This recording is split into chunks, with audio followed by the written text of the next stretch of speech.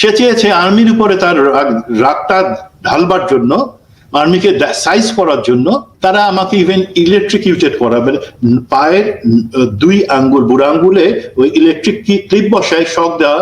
এরা Indian officer আমাকে, বাংলাদেশি একজন সামরিক বাহিনীর অফিসারকে ডিজিএফআই এর হেডকোয়ার্টারে, স্বাধীন দেশের হেডকোয়ার্টারে বসে তারা আমাকে ইন্টারোগেট করছে। মির্জা আজম তার লোকদেরকে নিয়ে খুঁজেছে, এবং লোক যুবলীগ ছাত্রলীগের কিন্তু বাইদেন বিডিআর এর ইউনিফর্ম তারা পরে নিয়েছে এবং তাদের হাতে বিডিআর এর অস্ত্র, এবং দ্যাট টু সাবমেশিন গান তাদের হাতে। সেগুলো নিয়ে তারা খুঁজেছে এবং তারা আনফরচুনেটলি কর্নেল গুলজারকে পেয়েছে। আর যদি সিসিটিভির ফুটেজ গুলা যদি সেগুলো ধ্বংস করা না হয়ে থাকে, সেগুলোতে হিন্দি কথা আছে এবং সৈনিকরা শুনেছে আওয়ামী লীগ সরকারের কাছে, শেখ হাসিনার কাছে আত্মসমর্পণ করে আমাদের সেই যে এভিডেন্স এক্সিবিট গুলো ছিল সেগুলো আপনি নষ্ট করে দিয়েছেন স্যার। কি তাহলে জিনিস হয়ে থাকতে পারে? দেখা গেল জেনারেল আবেদিন রেড বুক অনুযায়ী, এসএসএফ এর রেড বুক অনুযায়ী উনি পিএম কে বললেন যে না, এখানে কিছু অসন্তোষ আছে যে কারণে গন্ডগোল হতে পারে, মাননীয় প্রধানমন্ত্রী আপনি যাবেন না। এবং এসএসএফ এর রেড বুক ফলো করে যদি কোনো কথা বলে সেটা বাংলাদেশে যে কাউকে মানতে হয়, এখন পর্যন্ত সিস্টেম এটা। তো প্রধানমন্ত্রী উনি কিন্তু ভিতরে ভিতরে খুশি, উনি যাবেন না, বিকজ উনি জানেন যে পরের দিন একটা কিছু সকালে ডিজির দরবারের সময় একটা কিছু হবে। বাট যখন আমরা ফিরে আসি সেই 1 মার্চে শেখ হাসিনা যখন কথা বলতেছে অফিসারদের সাথে, সে সেই একই নাটক, আমার মা বাবা হতে হচ্ছে, আমি জানি স্বজন হারানোর বেদনা। তুমি কি জানো স্বজন হারানোর বেদনা? তোমার স্বজন যারা মারা গেছে তারা 30,000 মুক্তিযোদ্ধাকে হত্যা করার কারণে দেশের জনগণ বিক্ষুব্ধ হয়ে গেছে, তার কিছু একটা অংশ সাহস করে সেই সেনা অফিসাররা পরিবর্তন ঘটেছে। আমি কখনো নিরীহ কাউকে হত্যা করা সাপোর্ট করি না। বিডিআর বিদ্রোহের সময় যারা শহীদ হলেন তারা কোন লোককে খুন করছে? তারা কোন মুক্তিযোদ্ধা বা কোন পরিবারের কোল খালি করছে? করে নাই। তো উনি বের হয়ে আসলেন, বাট ওই সেই যে জিদি মহিলা, সে সাথে সাথে সেনাপ্রধানকে বললেন এইটার ব্যাপারে, আমারে বেইজ্জতি করার ব্যাপারে যারা যারা আছে সবাই স্যাক করো, জেলে ভরো। সেনাপ্রধান তার হাতের পুতুল, সেই তাকে পাওয়ারে আনছে, বাট সে এখন হাতের পুতুল। আমরা সবসময় বলতাম যে জেনারেল মঈনু আহমেদের বদলে যদি বিএনপি সরকার জেনারেল রেজাকুল হায়দারকে পিক করতো তাহলে বাংলাদেশের ইতিহাস অন্যরকম হইতো, আমাদেরকে অনেক খারাপ কিছু দেখতে হতো না। যাই হোক, তো সেই মতন অফিসারদেরকে নজরে রাখা হলো যারা কথা বলেছে। আপনারা জানেন পরবর্তী অনেককে অনেকভাবে অপমানিত করে মিথ্যা অপবাদ দিয়ে, মিথ্যা মামলা দিয়ে তাদেরকে জেলে ডিসমিস করা, সবকিছু করা হয়। বিডিআরে আমরা যেই জিনিসটা পারি নাই, আজকে আমাদের ছাত্র জনতা যেই ত্যাগ, তাদেরও তো একই অবস্থা। শেখ হাসিনা পতিত শেখ হাসিনা কিভাবে বুঝাবে যে তার স্বজন হারানোর বেদনার সাথে এই যে হাজার হাজার ছাত্র জনতা মারা গেল তাদের বেদনা অনেক বেশি? সেটা সে বুঝে নাই, সে বিকৃত মস্তিষ্ক মহিলা বুঝে না এবং বুঝবেও না।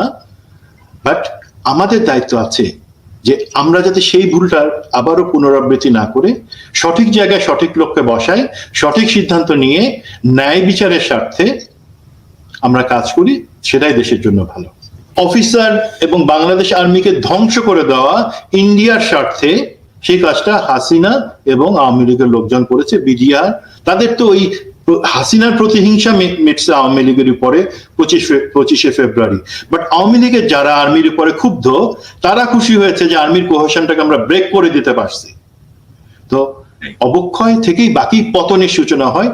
আর্মি এখন আপনি যেটা দেখছেন, ভেরি সরি টু সে, সেটা আমি আশা করি তারা জনগণের রেসপেক্ট পাওয়ার জায়গায় যাবে, বাট এখনো সেটা পারে নাই।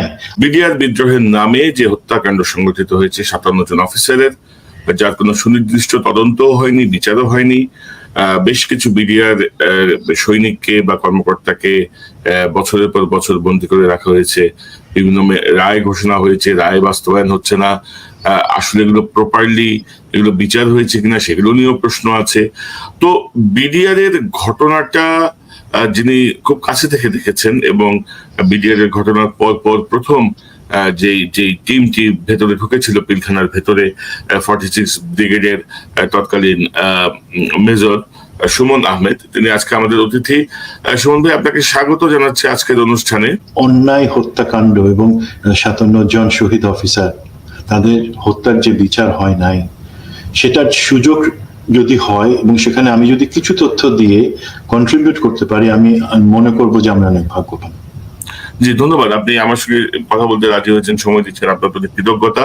তো মেজর সুমন, আপনি আমাকে একটু বলবেন যে আপনি পিলখানার এই হঠাৎ করে এই ঘটনাটা শুরু হওয়ার পরে, বা হঠাৎ করে না, এটা তো আগে থেকে প্রিপ্ল্যান্ড এবং গোয়েন্দা সংস্থা অনেকেই জানতো, আমি পরবর্তীতে যেটা জেনেছি। তো আপনি কিভাবে এটার সঙ্গে সম্পৃক্ত হলেন? আমি জানি যে তৎকালীন সেনাপ্রধান মঈনুল আহমেদের সঙ্গে আপনার এখানে উচ্চবাচ্য হয়েছে, আপনি কালার হয়ে গেছেন, মানে আপনাকে কালার একটা সিল দিয়ে দিয়েছে, ব্ল্যাক সিল, যার কারণে আপনি প্রমোশন থেকে শুরু করে সেনাবাহিনীতে আপনি অনেক বেশি ক্ষতিগ্রস্ত হয়েছেন। তো সব মিলিয়ে পিলখানা আপনারা কি দেখলেন, কি হলো? আমি অ্যাকচুয়ালি আপনার কাছে আমি শুনতে বসেছি আজকে, আমি শুনতে চাই যে কি দেখলেন, কিভাবে হলো, আপনার মতো করে আপনি যদি বলেন। ধন্যবাদ। প্রথমে আমি ক্ষমা চেয়ে নিচ্ছি যে এই বিডিআর বা পিলখানা হত্যাকাণ্ডের জিনিসটা এখন পর্যন্ত আমাকে আসলে হন্ট করে বেড়ায়, এবং আমি হয়তো আবেগপ্রবণ হয়ে যেতে পারি। আমি আগে থেকে সেজন্য ক্ষমা চেয়ে নিচ্ছি। আমি সেই সময় 4 ইস্ট বেঙ্গল রেজিমেন্টে কর্মরত ছিলাম, যেটা ঢাকায় 46 ব্রিগেডের অন্তর্ভুক্ত। সেখানে আরো 2টা ইনফ্যান্ট্রি ব্যাটালিয়ন, আর্টিলারি রেজিমেন্ট এবং অন্যান্য কিছু এলিমেন্ট আছে। তো 25শে ফেব্রুয়ারি 2009 তারিখে আমি সকাল 9টার দিকে আমরা প্রিপারেশন নিচ্ছিলাম। বেসিক্যালি আমার রেজিমেন্ট, তাদের ফায়ারিং প্র্যাকটিস আছে রাজেন্দ্রপুরে, সেজন্য 3 টন ট্রাকের মধ্যে সব সৈনিক লোড, অস্ত্র, গোলা বারুদ সবকিছু সহ আমরা ফায়ারিং প্র্যাকটিসে যাব। তখনই 9:40 দিকে ব্রিগেডিয়ার জেনারেল হাকিম, ব্রিগেড কমান্ডার 46 ব্রিগেড, তার ফোন আসলো আমার মোবাইলে। বললো, সুমন, আমি তো মাইনুরকে পাচ্ছি না। মানে মাইনুর হচ্ছে আমার অধিনায়ক তখন, এখন মেজর জেনারেল মাইনুর। তুমি শুনো, বিডিআর কিছু একটা হচ্ছে। ওখানে দরবার হলে ডিজি অ্যাড্রেস দিচ্ছিলেন সেই সময়। আমি ডিটেলস কিছু জানি না, বাট আমি বাকি রেজিমেন্ট গুলোকে বলতেছি এখনই সেখানে যাও, গিয়ে অ্যাড্রেস করো।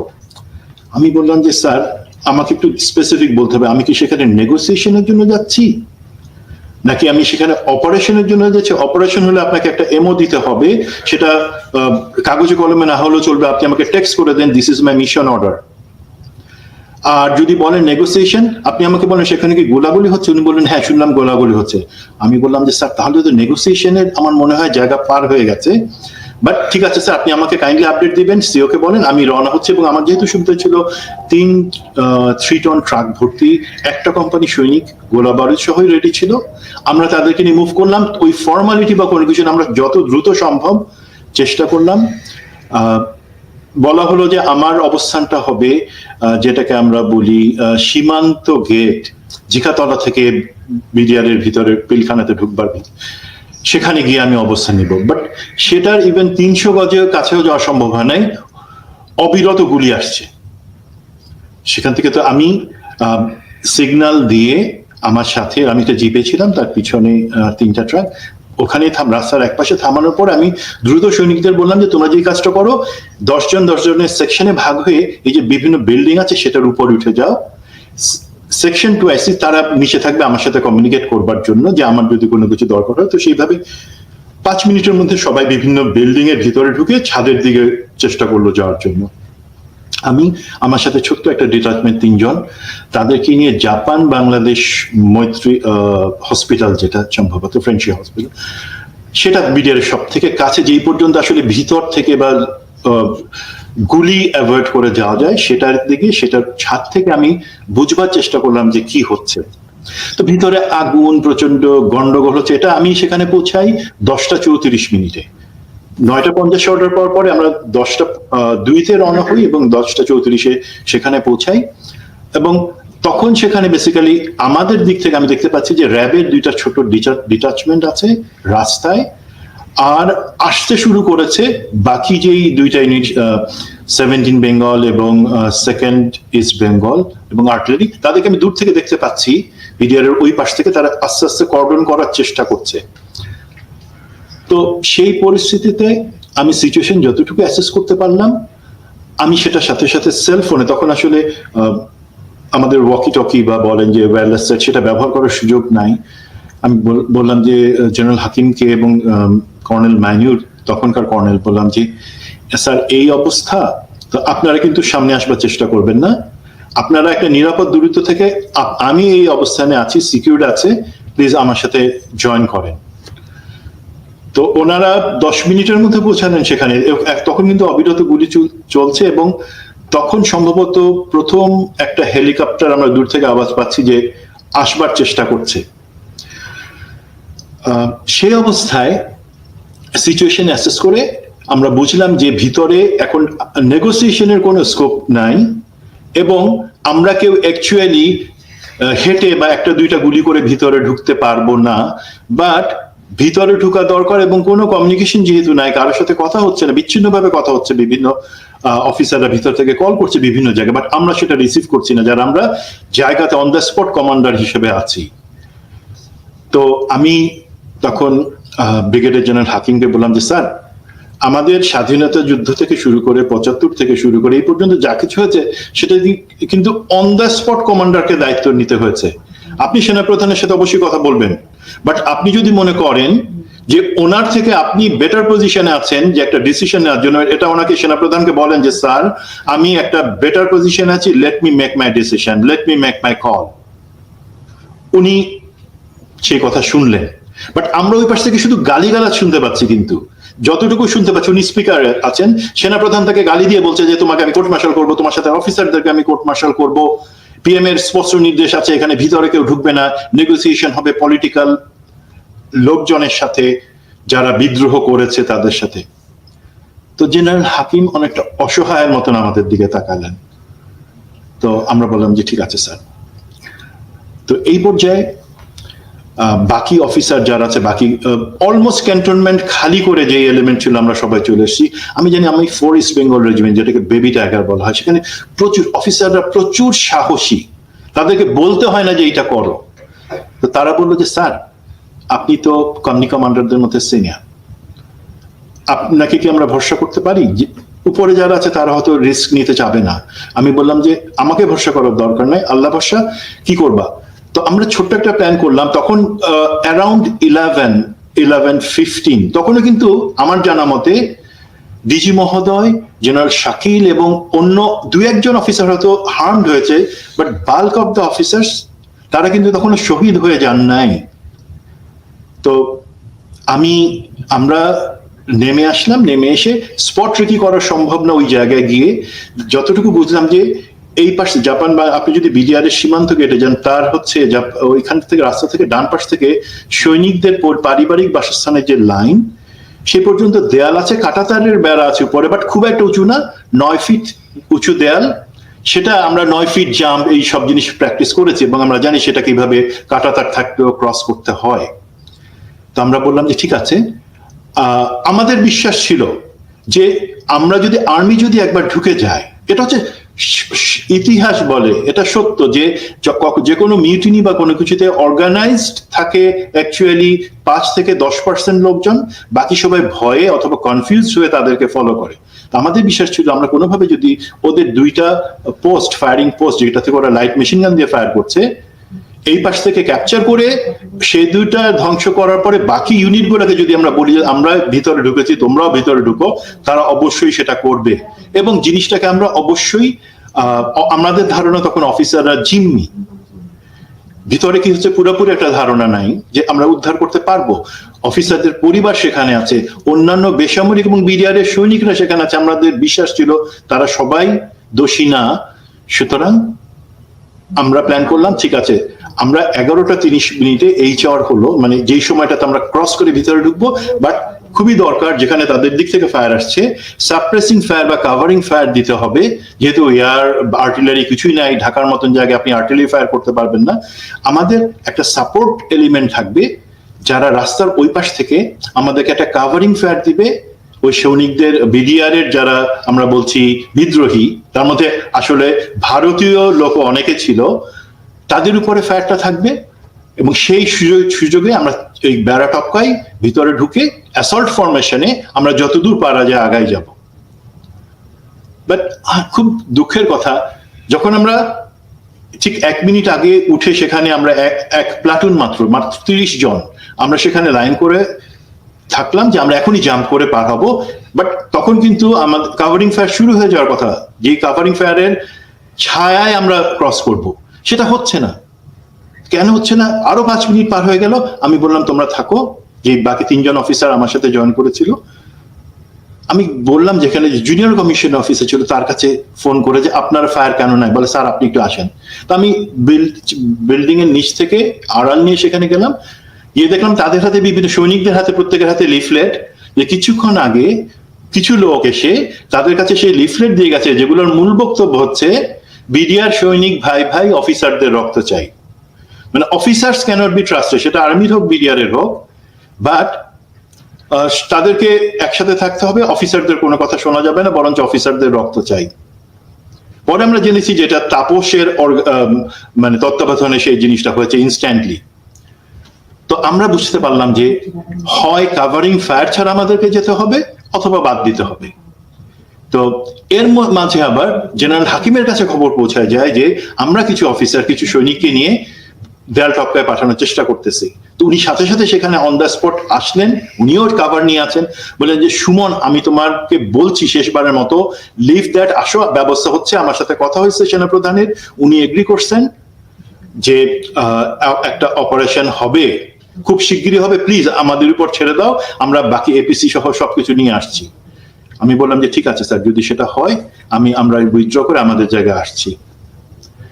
আসবার পরে তখন জেনারেল সিনহা সম্ভবত সিজিএস ছিলেন, উনি আমাকে শুনাইলেন যে আমার সামনে কল করলেন যে জেনারেল সিনহার সাথে, সিনহা বলে হ্যাঁ হ্যাঁ এখনই এমও তৈরি হচ্ছে, এখনই আসো, আর্মি হেডকোয়ার্টারে অপারেশন অর্ডার হবে। তখন আমার মাথায় খটকা লাগলো, আমি বললাম যে স্যার একটা আপনি আর্মি হেডকোয়ার্টারে গিয়ে একটা এমও তৈরি করবেন, অফিসিয়াল একটা অর্ডার হবে, it's a matter of minimum 4 to 5 hours. এখানে যেভাবে গুলি চড়ছে আপনার কি মনে হয় যে অফিসাররা সেখানে আর টিকে থাকতে পারবে যদি তার এখনো টিকে থাকে? উনি বললেন এটা প্রসেস।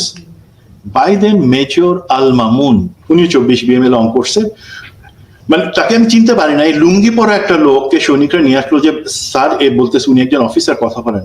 আমি মামুন রে পেয়ে জড়ায় ধরলাম, দেখলাম ওর মানে চোখ মুখের কোনো ভাষা নাই। আমি বললাম কি হয়েছে, কি অবস্থা, তুই এখানে কি? বলে আমি পালায় আসতে পারছি। আমি বললাম যে আলহামদুলিল্লাহ, বাকি সবাই কি পারছে?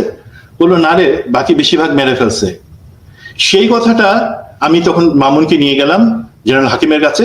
আমরা সেখানে সিভিলিয়ান বা অন্যান্য কিছু বেসামরিক লোক তারা কিন্তু আশপাশে আছে, একটু আড়াল নিয়ে আছে, তার মধ্যে থেকে নিয়ে গেলাম। আমি জেনারেল হাকিমকে বললাম যে স্যার দেখেন, নাও ইউ লিসেন, ভিতরে অফিসাররা জীবিত আছে কি না আছে সেটা আমার নিয়ে প্রচন্ড সংশয় আছে, আমার মনে হয় এখনো সময় পার হয়ে যায় নাই, উই মাস্ট গেট ইন। মামুনের বক্তব্য উনি শুনলেন, উনি তাকে এএসইউ ডিটাচমেন্টের কাছে পাঠিয়ে দিলেন, যারা কাছাকাছি ছিল, যে বক্তব্য এবং অন্যান্য কিছুর জন্য।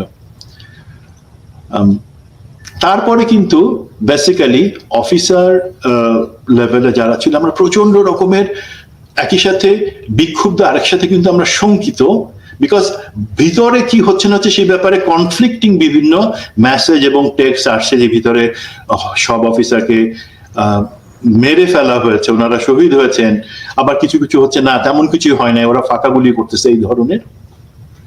তো তখন পলিটিক্যালি বলা হলো যে ঠিক আছে, আমরা এখন অপারেশন করতে পারবো না, বিকজ ভিতরে স্বরাষ্ট্রমন্ত্রী উনি যাচ্ছেন অ্যাড্রেস করবার জন্য, এবং স্বরাষ্ট্রমন্ত্রী আসবার আগে হেলিকপ্টারে করে বিদ্রোহীদের জন্য একটা মেসেজ পাঠানো হচ্ছে যে তারা যাতে অস্ত্র সম্বরণ করে। তো সেই পয়েন্টে আমরা মনে করলাম যে যেহেতু সেখানে পলিটিক্যাল ইনভলভমেন্ট হয়ে গেছে, এখন যদি আমরা ভিতরে ঢুকিও এখানে একটা ফ্রেন্ডলি ফায়ারিং হয়ে যেতে পারে, যেখানে বেসামরিক লোকজন নিহত হওয়ার ভয় আছে।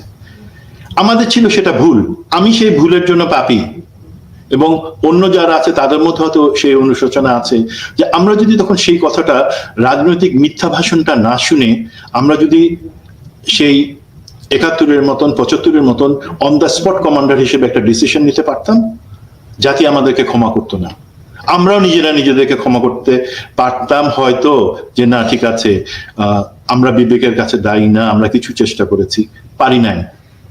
আমরা বিশ্বাস করেছি যে আর্মি একটা ডিসিপ্লিন ফোর্স, ভিতরে যারা আছে যদি বিদ্রোহী আছে তারা যতই খারাপ কাজ করুক, আর্মির দায়িত্ব কখনো না যে বিশৃঙ্খলার বিপরীতে বিশৃঙ্খল অবস্থা তৈরি করা।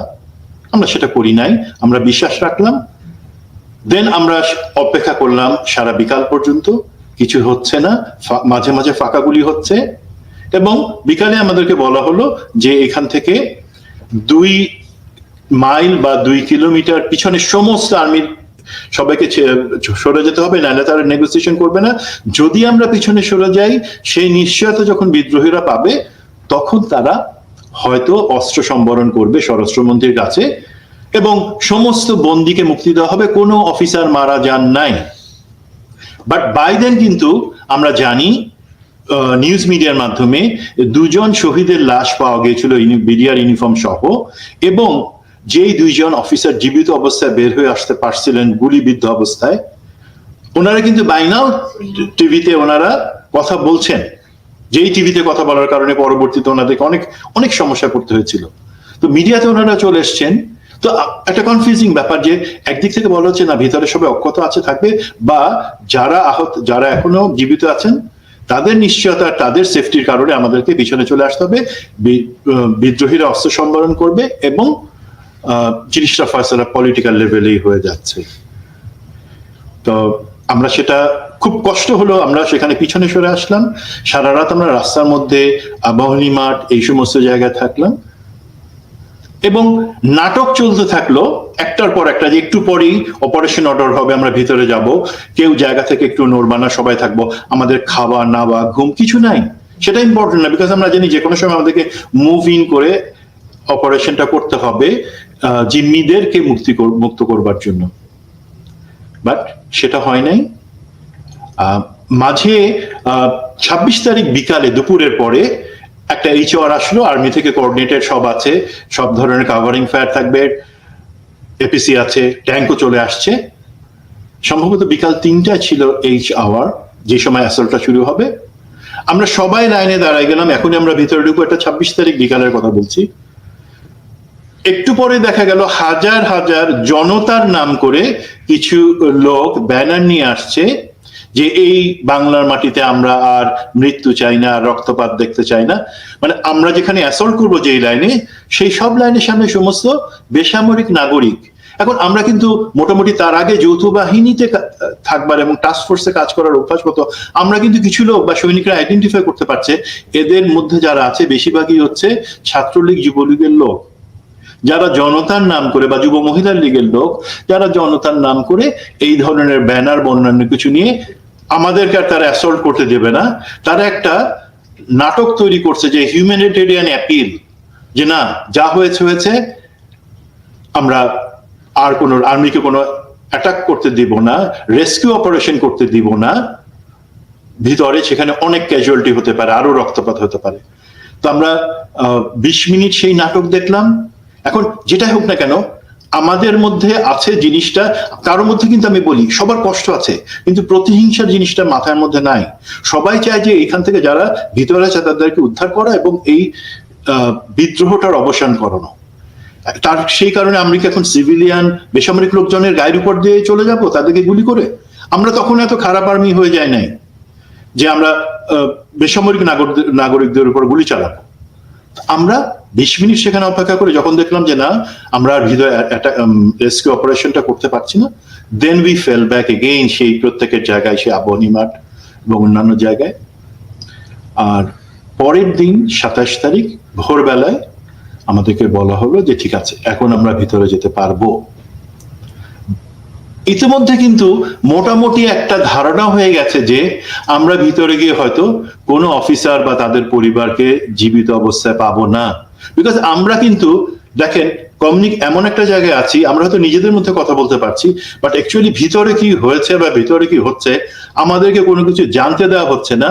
ওয়্যারএজ পলিটিক্যাল লিডারশিপ, পুলিশ, তারা কিন্তু ভিতরে যাচ্ছে আসছে, তারা আবার আমাদের সাথে ইনফরমেশন শেয়ার করছে না অথবা চেপে যাচ্ছে। তখন পর্যন্ত আমাদের এই কষ্টটুকু ছিল। বাট পরে আমরা জেনেছি যে সেখানে অনেক ভয়ঙ্কর জিনিস করেছে পলিটিক্যাল লিডারশিপ, আওয়ামী লীগের পলিটিক্যাল লিডারশিপ, সেটা আমরা পরে জেনেছি। বাট তো ঠিক আছে, আমরা 27 তারিখ সকালে ঢুকলাম। তো ঢুকবার পরে সব রেজিমেন্ট একটা সিরিয়ালে, আমাদের রেজিমেন্ট প্রথমে। তো সেখানে ঢুকবার পরে ডিজির বাসভবন এলাকা, সেখান থেকে সৈনিকদের পারিবারিক বাসস্থান এবং একটা কলেজ, এই পর্যন্ত যে বাউন্ডারি সেটা বলা হলো আমার কোম্পানির দায়িত্বে, যে সেটাকে আমরা প্রথম কথা সার্চ অপারেশন, দেন হচ্ছে সেটাকে সিল করে দেওয়া এভিডেন্সের জন্য, বাট আমাদের কাছে তখন আমরা হয়তো জীবিত কাউকে পাবো বা মৃত যারা আছেন তাদের দেহাবশেষ পাবো। তো ঢুকবার পরে কি হলো, আমি ভিতরে ঢুকে ডিজির বাসভবন সেটাতে আমি ঢুকলাম, সেখানে দেখি জেনারেল তারেক সিদ্দিকী, তাকে আমি সেই প্রথম দেখি, কিন্তু আমি পাশের একজনকে জিজ্ঞেস করলাম একে এক অফিসার, সে বলল স্যার চিনেন না, সে তো হচ্ছে জেনারেল তারেক সিদ্দিকী, পিএম এর ডিফেন্স অ্যাডভাইজার। আমি বললাম ওকে। তো সে বিভিন্ন নানক তাকে দেখাচ্ছে কোথায় কোথায় কত গ্রেনেড পড়ে আছে সেই জিনিসগুলা। তো আমি নানকের সামনে গিয়ে বললাম যে সরি স্যার, আমি আপনাকে চিনি, বাট এটা তো আমরা এখন সিকিউর করেছি, আপনি তো এখানে হাঁটতে পারেন না। উনি বললেন ভাই আমি তো এখানে 2 দিন ধরে আসছি, কিছু হয় না। দেন দ্যাট স্ট্রাক মি, উনি 2 দিন ধরে সেখানে আসছেন, উনি ছিলেন এখানে, whereas আমাদের সেনাবাহিনীর কাউকে ভিতরে ঢুকতে দেওয়া হয় নাই ইন দ্য প্রিটেক্সট যে সেটা ভয়ঙ্কর একটা পরিস্থিতি তৈরি করতে পারে। আর নানক, আজম, মির্জা আজম তারা সেখানে 2 দিন ধরে ঘুরে বেড়াইছে। তো আমি বাই দেন জেনারেল হাকিম তিনি সেখানে আসছেন, এবং আমরা চেষ্টা করলাম তারপরে 2টা ঘন্টা এর পুরো এরিয়া, প্রত্যেক ব্যাটালিয়নকে দায়িত্ব ভাগ করে দেওয়া হলো, প্রতিটা ইঞ্চি খুঁজে দেখবার জন্য যে আমরা কাউকে জীবিত অবস্থায় রেস্কিউ করতে পারি কিনা। এটা 1 নাম্বার। 2 নাম্বার টাস্ক যেটা হচ্ছে, যদি কোনো পলাতক বিদ্রোহী সেখানে থাকে তাদেরকে ক্যাপচার করা, অ্যারেস্ট করা এবং আইন শৃঙ্খলা রক্ষাকারী বাহিনীর কাছে আইদার সোপর্দ করা, বা তাদের যদি আসতে দেরি হয় 12 ঘন্টা পর্যন্ত ডিটেনশনে রাখা। 3 নাম্বার যেটা হচ্ছে যে এই যে সমস্ত এলাকা সেখানকার সমস্ত আলামত গুলোকে সিকিউর করা। তো এই 3টা টাস্কের মধ্যে আমরা সেগুলো করছি, বাট কোথাও কাউকে খুঁজে পাচ্ছি না। দেন সেনাবাহিনী প্রধান উনি আসলেন অ্যারাউন্ড 11:30 দিকে উনি আসলেন, সাথে ওনার বিভিন্ন বড় একটা বহর, ক্যামেরা সবকিছু আছে সেখানে। তো উনি আসবার পরে সবকিছু দেখছেন, ডিজির বাসা, আহা এই অবস্থা হলো, এই অবস্থা হলো। আমি তো সেখানে রক্ত এইভাবে জমা আছে, আমি কিন্তু উপর পর্যন্ত কাউকে যাইতে দেই নাই, বিকজ জানি সেগুলো এভিডেন্স, তখন পর্যন্ত যাইতে দেই নাই। তো উনি জেনারেল হাকিমকে বলছেন, হাকিম শুনলাম আরো 2টা বডি পাওয়া গেছে। দেন আমার কাছে প্রচন্ড লাগলো, আমি সেনাপ্রধানকে বললাম যে স্যার 2টা বডি না স্যার, 2জন শহীদের নিহত লাশ পাওয়া গেছে স্যার। উনি বলে হ্যাঁ হ্যাঁ হ্যাঁ 2জন শহীদের নাকি পাওয়া গেছে। দেন উনি এইভাবে কথা বলে যাচ্ছেন এবং প্রতিরক্ষা উপদেষ্টার সাথে বিভিন্ন জিনিস আলাপ করছেন, সেখানে পলিটিক্যাল লোকজন আসছে যাচ্ছে। সেটা একটু হয়ে যাওয়ার পরে আমি সেনাপ্রধানকে বললাম স্যার আপনি কি উপরের দিকে যেতে চান, তাহলে আমরা এভিডেন্স নষ্ট না করে সেখানে যাই। উনি বললেন চলো। তো জেনারেল হাকিম বাকি সবাই নিচে থাকলো, সেনাপ্রধান, আমি উপরে গেলাম। উপরে যাওয়ার পরে আমি কোনো কিছু দেখা নাই, বললাম যে স্যার আপনি ফিল করতে পারেন নাই, আপনি আজকে সেনাপ্রধান, আপনি ফিল করতে পারেন না অ্যাকচুয়ালি আমাদের অফিসারদের মধ্যে কতটুকু কষ্ট। আমরা শুধুমাত্র ভদ্র বলে, এবং যেটা ভুল, আমাদের মনে হয় ভদ্র থাকা উচিত না, ভদ্র বলে এতক্ষণ পর্যন্ত আমরা 48টা ঘন্টা সবকিছু সহ্য করে আছি। আপনার কি একবারও মনে হয় না স্যার যে জিনিসটা অন্যায় হয়েছে, আপনাকে নিয়ে প্লে করছে পলিটিক্যাল লোকজন, আপনি যাদেরকে পাওয়ারে আনছেন তাদেরকে? আমার স্বাভাবিক অবস্থা এই কথাগুলো বলবার মতন হতে সাহসও থাকবার কথা না, বাট তখন আমাদের সবার মধ্যে মাথায় আগুন জ্বলছে। বললাম যে স্যার আপনার কি এখনো সাহস নাই যে আপনি অফিসারদের সামনে হবেন, তাদের সাথে কথা বলবেন? উনি প্রচন্ড রকমের বিব্রত বোধ করছেন, কারণ সম্ভবত ওনার জীবনে কেউ ওনাকে সেটা বলে নাই। তো তখন হাকিম স্যার জিনিসটা যে স্যার ঠিক আছে, ও একটু বলে না ঠিক আছে, তো কি করতে বলো তুমি সুমন?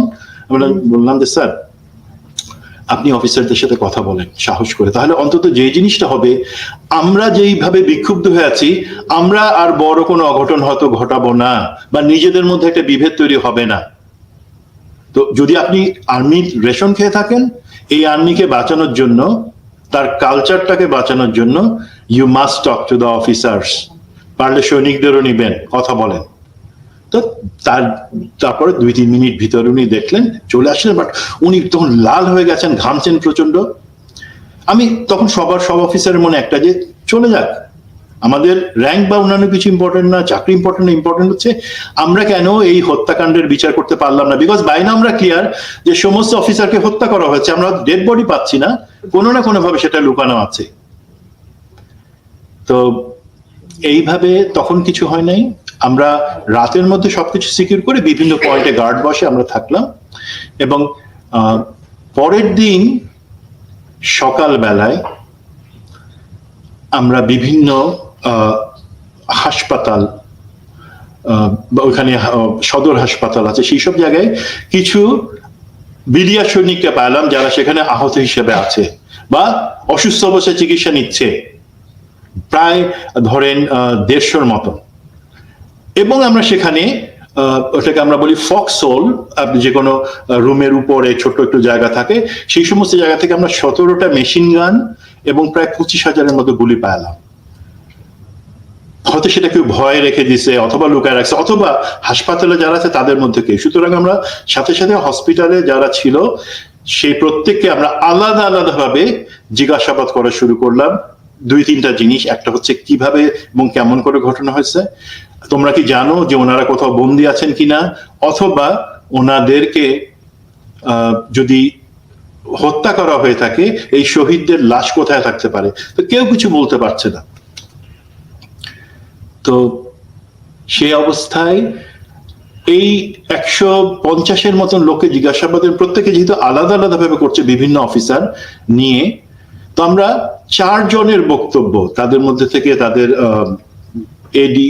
ডিএডি বলে একজন এবং বাকি বিভিন্ন স্তরের সৈনিক, তাদের বক্তব্যে আমরা একটা কোলাবোরেট করার মতন জিনিস পেলাম। হ্যাঁ, একজনের সাথে আরেকজনের বক্তব্য ফিট ইন করে যাচ্ছে, তার মানে এদের কথাগুলো আমরা নিতে পারি যে তারা সত্যি কথা বলছে। সেখান থেকে যে ইনফরমেশন গুলো পাইলাম সেগুলো ডক্টর কনক সারওয়ার, আমি বলি আপনার কাছে সেগুলো ভয়ঙ্কর লাগবে।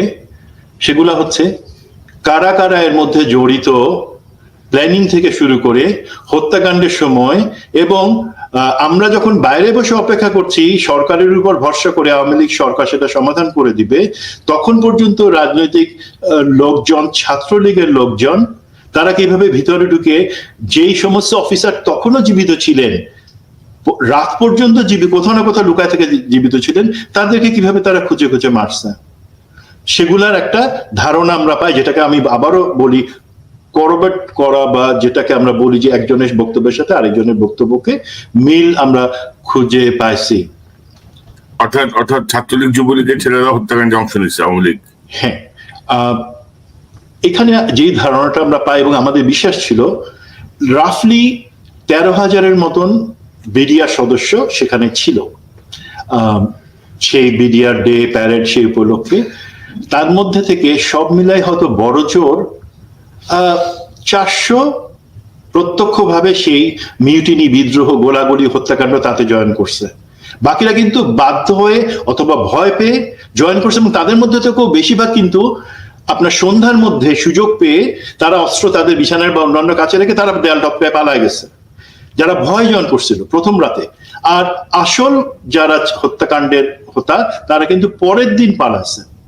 তো তার মানে এরা, যদি আমি ধরি 400, তার সাথে যোগ করেন আপনি ভারতের ব্ল্যাক ক্যাটের একটা স্কোয়াড, কিলিং স্কোয়াড যারা জয়েন করেছে, এই জিনিসগুলা আমার বক্তব্য না।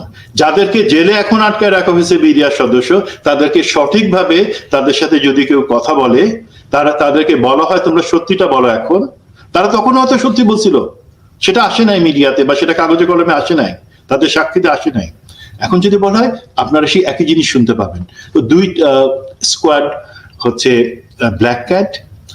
ছাত্রলীগ যুবলীগের সেটা হচ্ছে, মনে রাখবেন যুবলীগের তখন মানে অবিসংবাদিত নেতা হচ্ছে মির্জা আজম, নানকও ছিল, বাট প্ল্যানিং এর পার্ট থেকে শুরু করে তাপসের হাতে ছিল। তাপস প্রথম থেকে এদের সাথে কথা বলছিল, শেখ ফজলুল তাপস। এবং পতিত প্রধানমন্ত্রী, তৎকালীন নতুন প্রধানমন্ত্রী শেখ হাসিনাকে জিনিসটা অবহিত করা সেই চ্যানেলে ছিল।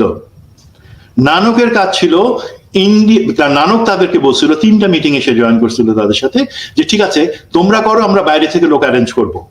বাইরে মানে সেটা দেশের ভিতরের বাইরে হতে পারে অথবা ইন্ডিয়া থেকে, সেই জিনিসটার লিঙ্ক ছিল নানক।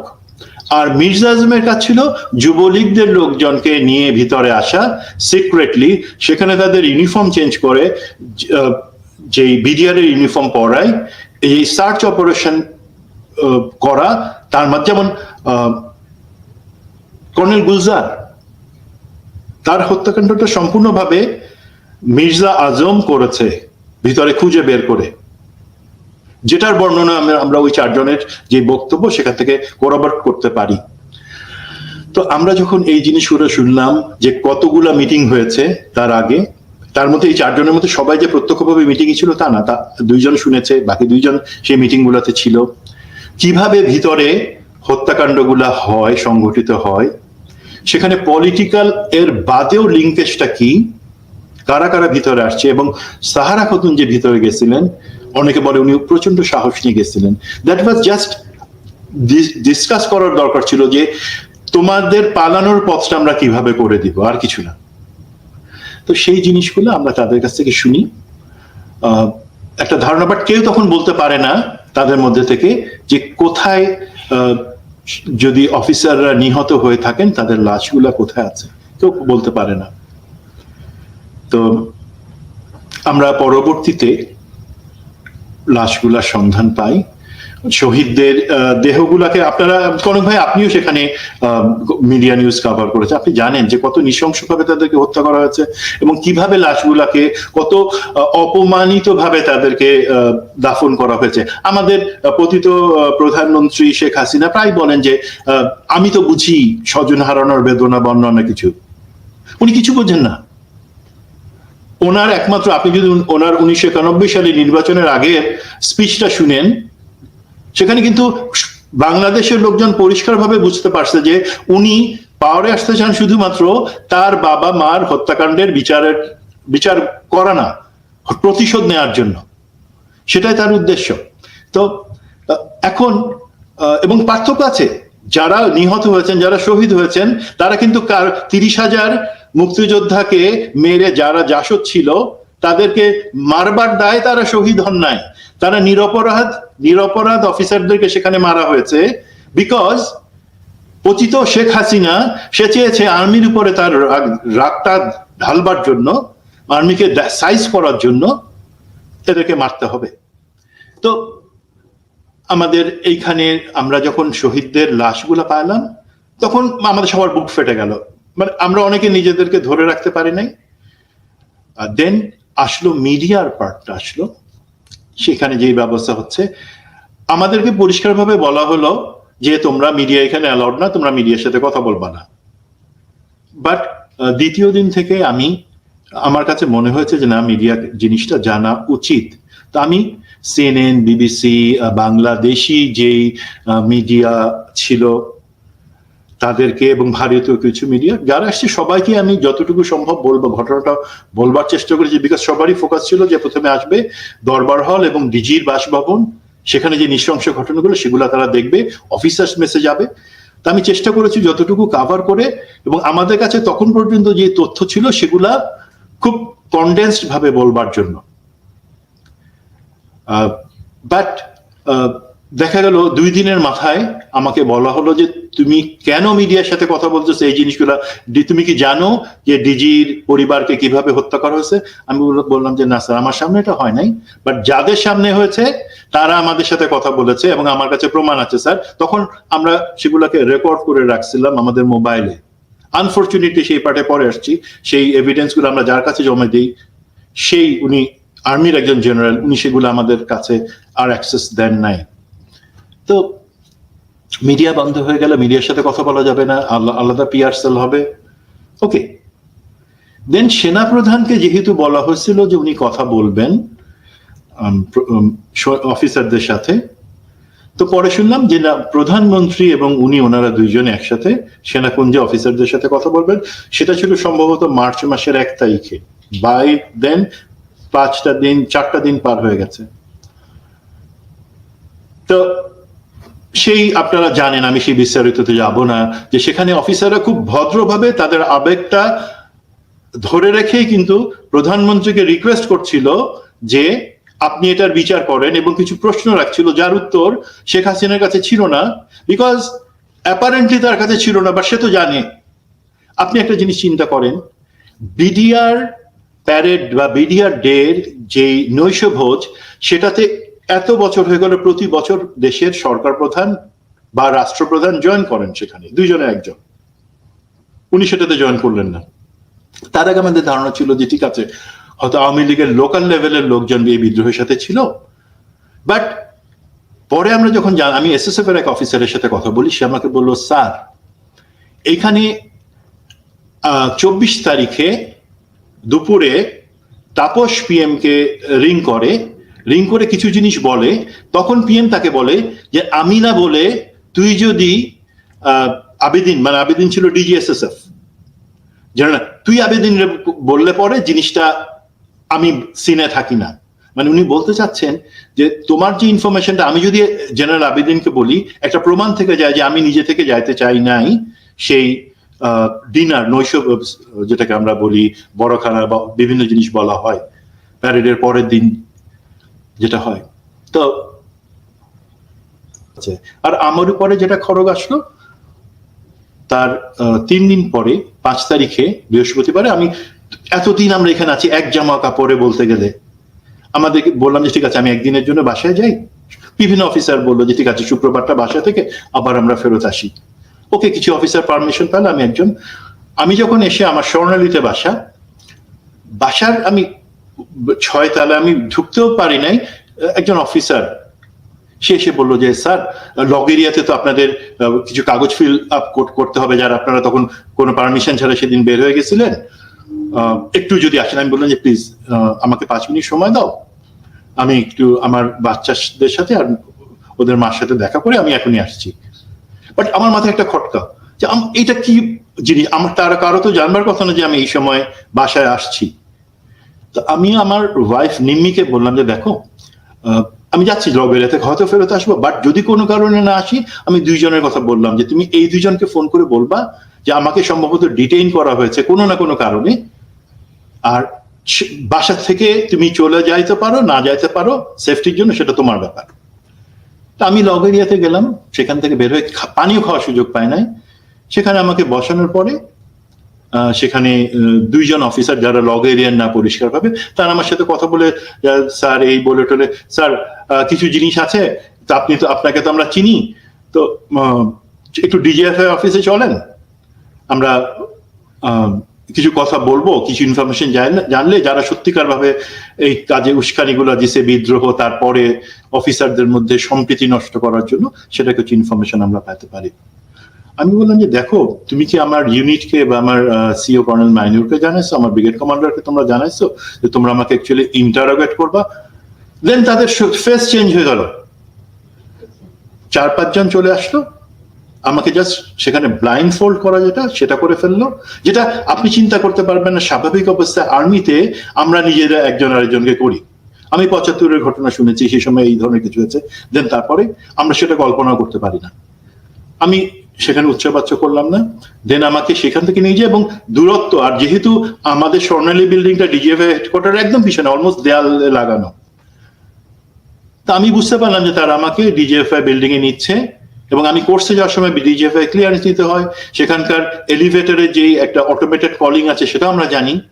তো বুঝতে পারলাম আমি ব্লাইন্ড ফোল্ডেড, কিন্তু যে আমাকে নিয়ে যাওয়া হলো, এবং সেখানে আমাকে 1.5 দিন রেখে যত ধরনের টর্চার করা যায় সবকিছু করে 2টা জিনিস তারা জানতে চাইলো। এক হচ্ছে আমি মিডিয়ার সামনে কার প্ররোচনায়, সেটা কি কোনো বিরোধী দলের প্ররোচনায় বা বিএনপির প্ররোচনায় কথা বলেছি কিনা, এই ধরনের মিডিয়াকে এই ধরনের ইনফরমেশন গুলো। একটা ভিডিও ক্লিপ আছে, আমি শেয়ার করবো হয়তো, সেটা হচ্ছে যে আমি সিএনএন এর সাথে যে ইন্টারভিউতে যে ইনফরমেশন দিলাম সেটা কার প্ররোচনায়। আর 2 নাম্বার হচ্ছে যে আমি যে সেনাপ্রধানকে অফিসারদের অ্যাড্রেস করবার কথা বললাম, সেটা আমি কার প্ররোচনা করেছি, because that created a mace. তো আমি স্বাভাবিকভাবে বলেছি আমি কারো প্ররোচনায় না, সেটা নিজ দায়িত্ববোধ থেকে করেছি। If you like it or not, এটার জন্য আমি রেসপন্সিবল, নাথিং এলস। তারা আমাকে ইভেন ইলেকট্রিকিউটেড করাবেন, পায়ের 2 আঙ্গুল বুড়ো আঙ্গুলে ওই ইলেকট্রিক ক্লিপ বসায় শক দেওয়া, এবং সেটা কতটুকু কষ্টকর সেটার ভুক্তভোগী যারা, তারা ছাড়া কেউ বুঝবে না। এবং 3 বার ইলেকট্রিকিউটেড করে তারা আমাকে। আমি হয়তো যদি কোনো কিছুর সাথে ইনভলভ থাকতাম এত কষ্টের মধ্যে আমি সেটা স্বীকার করতাম, বাট আমি তো স্বীকার করি নাই। করবো কিভাবে, আর কিছু তো সেখানে ইনভলভ না। তো তারা যখন 1.5 দিন থাকবার পরে সেখানে হয়তো তারা চিন্তা করছিল বিভিন্ন, আর আমার স্ত্রী নিম্মি সে একটু বুদ্ধি করে যেটা করলো, একজনকে কন্ট্যাক্ট করেছিল, আমি সরি আমি নামটা এখনো বলবো না, পরে হয়তো বলবো।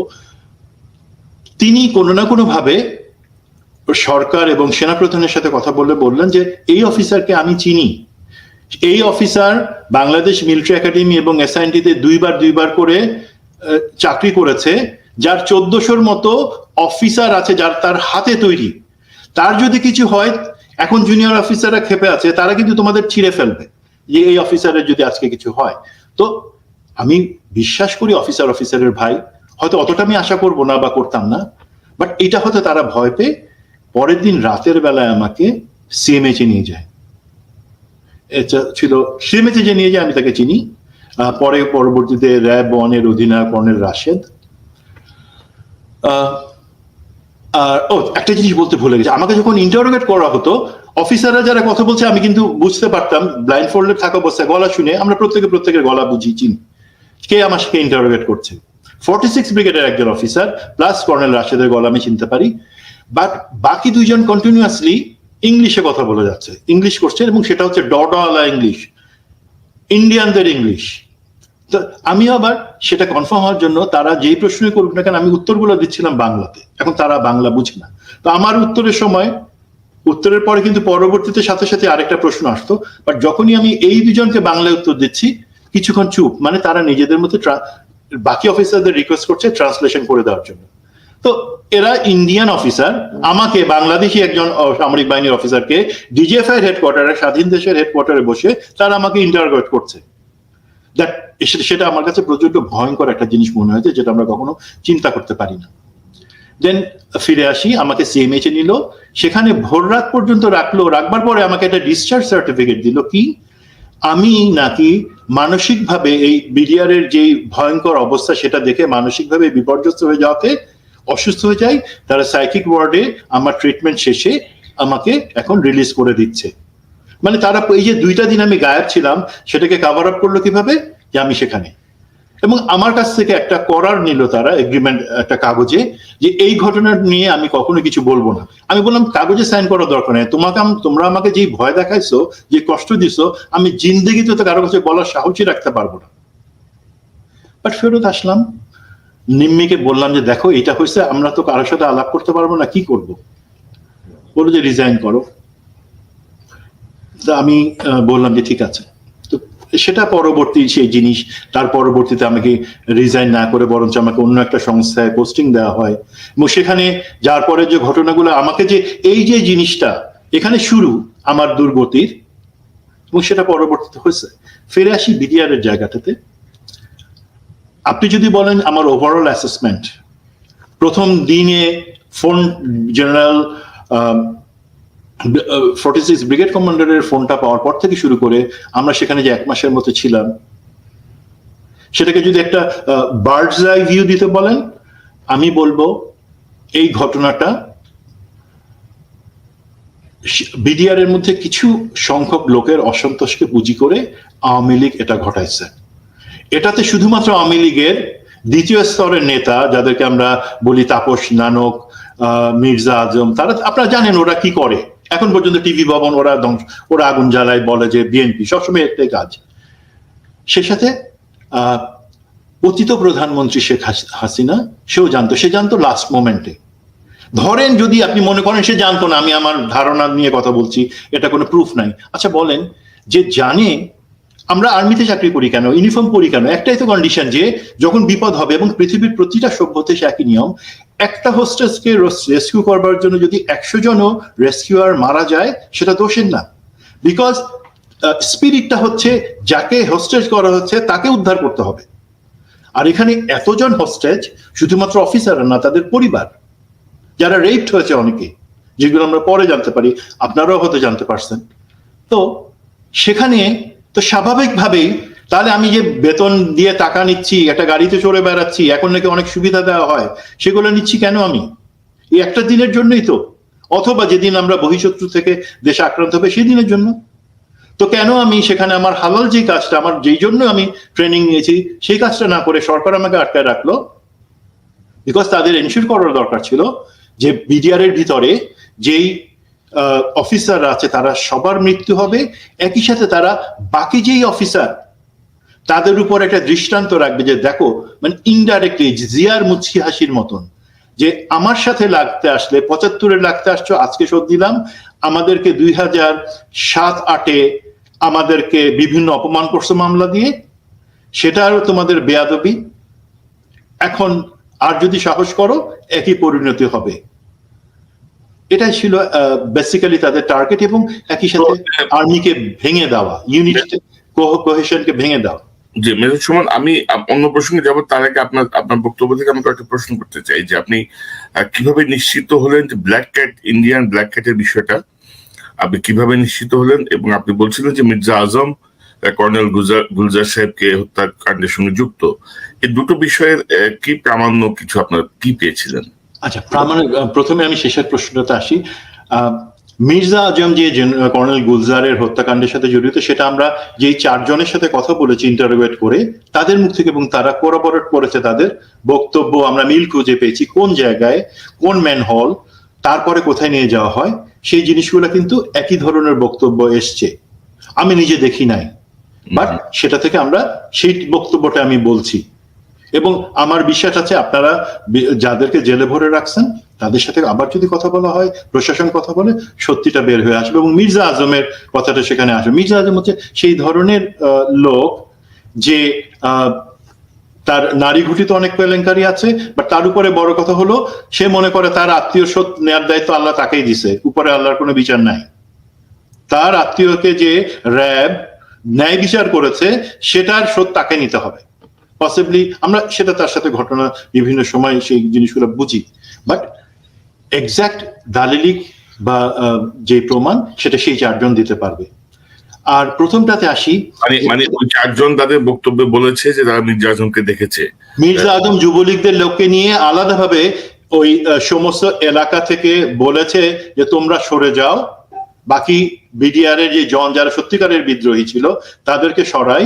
মির্জা আজম তার লোকদেরকে নিয়ে খুঁজেছে, এবং লোক যুবলীগ ছাত্রলীগের কিন্তু বাইদেন বিডিআর এর ইউনিফর্ম তারা পরে নিয়েছে, এবং তাদের হাতে বিডিআর এর অস্ত্র, এবং দ্যাট টু সাবমেশিন গান তাদের। প্রথম প্রশ্ন যেটা বলছেন ব্ল্যাক ক্যাটের জিনিসটা, এখন ব্ল্যাক ক্যাটের জিনিসটা আমরা সেই একই বর্ণনা থেকে আসি, এবং পরে আমরা যে ভিডিও ফুটেজ গুলা দেখি তার মধ্যে কিন্তু আপনারাও খেয়াল করবেন, যদি সিসিটিভির ফুটেজ গুলা যদি সেগুলো ধ্বংস করা না হয়ে থাকে, সেগুলোতে হিন্দি কথা আছে, এবং সৈনিকরা শুনেছে হিন্দিতে কথা বলছে, 1 নাম্বার। 2 নাম্বার, আমরা জানি ব্ল্যাক ক্যাটরা তাদের অস্ত্রটাকে কিভাবে ধরে। আমরা যে কোনো একটা পজিশনে ধরতে পারি, বাট ব্ল্যাক ক্যাটরা কিন্তু আলাদাভাবে অস্ত্র ধরে। 45 ডিগ্রি অ্যাঙ্গেলে তার সে মরে যাবে, 45 ডিগ্রি অ্যাঙ্গেলে অস্ত্র ধরা থাকবে। তো এই দুইটা জিনিস ভেরি ইম্পর্টেন্ট, যে কেন লোকে উর্দুতে কথা বলছে বা হিন্দিতে কথা বলছে, এবং তারা যে অস্ত্র যেভাবে ধরে আছে সেগুলো থেকে ইজিলি তারা দুইটা পিক আপ ব্যবহার করেছে পুরা অল থ্রু ব্ল্যাক ক্যাটরা, এবং পিক আপ থেকে নামছে সাথে সাথে অস্ত্র এইভাবে ধরছে। They are the black cats. আপনি ব্ল্যাক ক্যাটস এর যে কোনো একটা ডকুমেন্টারি বা কিছুতে দেখবেন, they are the Indian black cats, ভারতের ব্ল্যাক ক্যাটস। এবং আপনাদের ইন্টারোগেশনে তারাও এই বিষয়টা নিশ্চিত করেছে। ব্ল্যাক ক্যাটদেরকে ইন্টারোগেশন করেনি, যাদের সাথে আমরা কথা বলেছি তারা নিশ্চিত করেছে দুইটা জিনিস। একটা হচ্ছে হিন্দিতে কথা বলা, এবং যখনই এখানে পলিটিক্যাল লোকজন এসছে এই লোকজনগুলো দেখা যাচ্ছে তাদের সাথে কথা বলছে। আর আমরা এই অস্ত্র ধরা এবং কিছু কিছু অডিও যে তাদের কথাবার্তা, সেগুলো আমরা সিসিটিভির ফুটেজ থেকে আমরা সেগুলোকে ক্যাপচার করতে পেরেছি, এবং বলেছি যে অনেক সৈনিকের ক্যামেরাতে তোলা ছোট্ট রিল 30 সেকেন্ড 40 সেকেন্ডে, সেগুলো আমরা কিন্তু পরে ক্যাপচার করি, যে ক্যামেরাগুলো তারা ফোনগুলো ফেলে গেছিল, তার মধ্যেও কিন্তু সেই জিনিসগুলো আছে যেখানে আমরা অডিওটা শুনতে পাচ্ছি কি বলছে। ওকে, আরেকটি প্রশ্ন, যে আপনাকে যখন ডিজিএফআই ইন্টারোগেট করে তখন ডিজিএফআই প্রধান কে বা কারা ইন্টারোগেট করলো আপনি তাদেরকে আইডেন্টিফাই করতে পারেন কিনা? যারা আইডেন্টিফাই করেছে তাদের মধ্যে থেকে একজনকে আমি সম্পূর্ণভাবে আইডেন্টিফাই করতে পারি, কর্নেল, পরবর্তীতে কর্নেল রাশেদ 22 লং করছে। ইন্টারোগেট করলেন বা কথাবার্তা বললেন, একটি তদন্ত কমিটি হয়েছিল সে সময় লেফটেন্যান্ট জেনারেল জাহাঙ্গীরের নেতৃত্বে একটি তদন্ত কমিটি হলো, আপনারা এখানে অনেক ধরনের ফর্মাল কাজ হলো, ইনফর্মাল কাজ হলো, তো আপনারা কি করলেন? মানে তদন্ত কমিটিতে আপনারা কি ফেস করলেন? তদন্ত কমিটিকে আপনি কিভাবে মূল্যায়ন করেন? জাহাঙ্গীর সাহেব তদন্ত কমিটি সরকার থেকে যেটা, সেটা কিন্তু এই আইনমন্ত্রী, আগের যে পতিত আইনমন্ত্রী আনিসুল হক, তার নেতৃত্ব হয়, এবং সেখানে কাজল ছিল মেইন আইনজীবী, কাজল জি একজন লোক, তা সেটা ছিল সরকারের। সেখানেও আমরা আমাদের এভিডেন্স এবং বক্তব্য দিয়েছি। আর সেনাবাহিনীতে এই যে চাপ, অফিসারদের ডিমান্ডের কারণে সেনাবাহিনীর ভিতর থেকে একটা তদন্ত টিম হয়, যেটা হেড করেন লেফটেন্যান্ট জেনারেল। উনি আমাদের সাথে বিডিআর এর ভিতরে, আমরা তো বের হতে পারছি না, উনি আমাদের সাথে বসলেন। আর সম্ভবত মার্চ মাসের 2 বা 3 তারিখে, না হ্যাঁ 2 বা 3 তারিখ উনি বসলেন। উনি বললেন, তার আগের দিনই পিএমএস পতিত হাসিনা কথা বলেছে, অফিসারদের সাথে অপমানিত হয়েছে, তো অফিসারদের ডিমান্ডের কারণে এখন এটা হয়েছে, তোমরা কি আমাকে বিশ্বাস করো?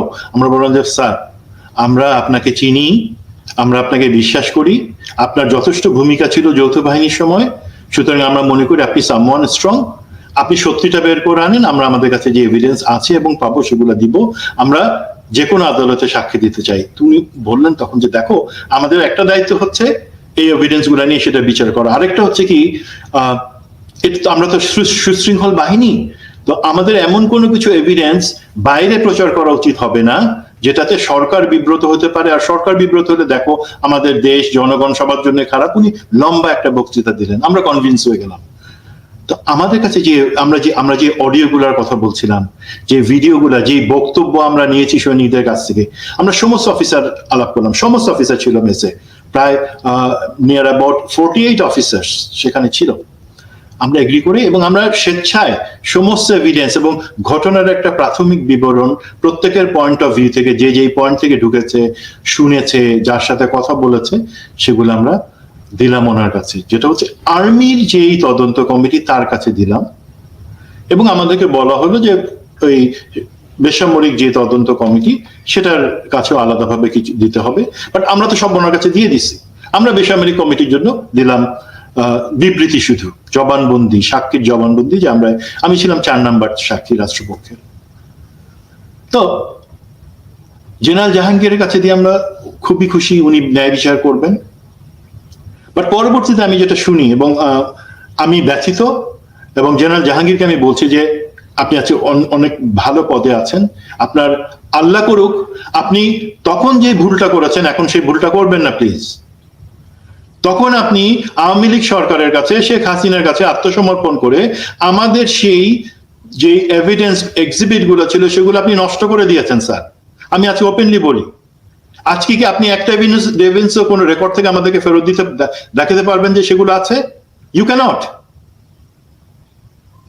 এবং কিছু এভিডেন্স যেটা কোরোবরেট করে এবং যেটা শিখাই দিতে হবে এই সরকারি তদন্ত কমিটি, আপনি সেগুলা কাজল এবং আনিসুল হকের সাথে শেয়ার করেছেন, তারাও হয়তো সেগুলো ডিস্ট্রয় করে দিয়েছে, বাট বাই নাও তারা একটা গল্প বলার, সুন্দর চমৎকার গল্প, যেখানে একজনের সাথে আরেকজনের কথা মিলবে, সেই মিলানো অনুযায়ী নিরপরাধ লোকজনকে জেলে ভরা হবে এবং অপরাধীদেরকে বের করে দেওয়া হবে, ইন্ডিয়াতে পাঠিয়ে দেওয়া হবে, সেগুলো আপনারা ব্যবস্থা করবেন এবং করেছেন। তো আমার আশা থাকবে, আমরা ভুল করি প্রত্যেকেই, ভুলটা যখন দ্বিতীয়বার হয় সেটা অন্যায়। জেনারেল জাহাঙ্গীর, আপনার কাঁধে এখন মহাদায়িত্ব, আপনি পারেন ভালো কাজ করতে, অথবা আপনি পারেন সেই একই ভুলের পুনরাবৃত্তি, যেটা আপনি 2009 সালে করেছেন, সেই পুনরাবৃত্তি করে আমাদের সমস্ত অর্জনকে ব্যর্থ করে দিতে আপনি এই স্বরাষ্ট্র মন্ত্রণালয়ের দায়িত্বটাকে ব্যবহার করতে পারেন। আমার হোপ খুব বেশি নাই আসলেই, বাট আমি আশাবাদী এখনো থাকতে চাই যে প্রত্যেকেরই শুভবুদ্ধি হোক এবং আমরা। তো মেজর সুমন, এই যে আপনি আসলে অনেকটা মানে কি বলবো, সফটলি বিষয়টা দেখছেন, কিন্তু আমি একটু অন্যভাবে দেখছি যে ধরেন 2009 সালেও আমাদের ধরেন আর্মির সম্পর্কে আমাদের যে ধারণা ছিল, বা আর্মি ধরেন arms in brother in arms, তাই না? তাদের মধ্যে যে সৌহার্দ্য, যে সম্প্রীতি, অলমোস্ট সবাইকে চেনে, কোনো না কোনো ভাবে, কোনো না কোনো ক্যান্টনমেন্টে প্রত্যেকেই কাজ করে। এই যে বন্ধনটা 57 জন অফিসার হত্যা হওয়ার পরে আপনি সেটার জন্য প্রতিবাদ করায় বা সেটা যথাযথ বিহিত করার বিষয়ে প্রশ্ন তোলায় আপনাকে ডিজিএফআই নিয়ে আপনারই যারা জুনিয়র বা আপনারই সমকক্ষ যারা, তারা আপনাকে টর্চার করছে, মানে ভয়ঙ্কর টর্চার করছে। তো এটাকে আপনি কিভাবে দেখেন? এই অবক্ষয়ের জায়গাটা সূচনা হলো কোত্থেকে? কারণ হাসিনা তো 2009 সালে জাস্ট করলো, করার সময় কি এই ডিজিএফআই থেকে শুরু করে আর্মির ভিতরে এই পরিমাণ রড ঢুকলো? মানে এটাকে আপনি কখনো চিন্তা করেছেন বা এটাকে আপনার ভাবনায় কাজ করে? প্রথম কথা, আমরা এই জিনিসটা চিন্তা করা যে সুযোগ, সেটাও হারাই ফেলছিলাম। বিকজ 25শে ফেব্রুয়ারি এই মর্মান্তিক ঘটনার পর অ্যাকচুয়ালি আমরা একজন, আপনি ঠিক বলেছেন, একজন আরেকজন সহকর্মী বা অফিসারকে বিশ্বাস করতে পারছিলাম না। সৈনিকরা আমাদের বিশ্বাস করতে পারছে না, আমরাও সৈনিকদেরকে ট্রাস্ট নিতে পারছি না। এমন একটা জায়গায় চলে গেছি যেটা ছিল অ্যাকচুয়ালি একটা latent mission of Awami League, যেটা তারা মুখে না বলে অ্যাকচুয়ালি তারা বড় অ্যাচিভ করেছে। অফিসার সৈনিক তাদের মধ্যে যে কোহেশন, একটা সৈনিক সে অফিসারের জন্য জান দিয়ে দিতে পারে, সে তার হাজার প্রমাণ আছে। একটা অফিসারও সেইভাবে একটা সৈনিকের জন্য সবকিছু দিতে পারে। এখন সেটা কিন্তু ধ্বংস হয়ে গেছে, আমরা পুনর্বিবেচনা করা, পর্যালোচনা করার সুযোগ পাইনি। এখন আপনি যেটা করেছেন, কিভাবে অবক্ষয়টা শুরু হলো, আর আমার উপর ডিজিএফআই তে যে অত্যাচার হয়েছে, যে অবক্ষয়টা কথা আপনি বলছেন, এর থেকে অনেক খারাপ জিনিস অনেকের হয়েছে। আমি এবং আরেকজন অফিসার, আমরা দুইজন শুধুমাত্র এই জেল অথবা আয়নাঘরের ভিজিট করা ছাড়া বের হয়ে আসতে পারছি, বাকিরা তো অতটা ভাগ্যবান ছিলেন না। সুতরাং আমি মনে করি আল্লাহ আমাকে অনেক ভাগ্যবান করছেন যে আমাকে সেখান থেকে বাঁচাই দিচ্ছেন। নাহলে এই তার পরবর্তীতে যে লাইফটা এই যুব মহিলা লীগের অপু উকিল, সালমা, নাজমা, তাদের কারণে হয়েছে, সেইটুকু হয়তো আমাকে বাঁচায় রাখতে পারতো না সেই কারণে। তো আমার রাগ নাই কারো উপরে, আমি চাই সবাই আমরা। এখন আপনি চাচ্ছেন, আপনার কথা যেমন যেটা বুঝলাম, আপনি চাচ্ছেন যে জেলখানায় যারা এখনো বন্দী আছে বিডিআর এর, তাদেরকে আবার নতুন করে কথা বলা হোক তাদের সাথে।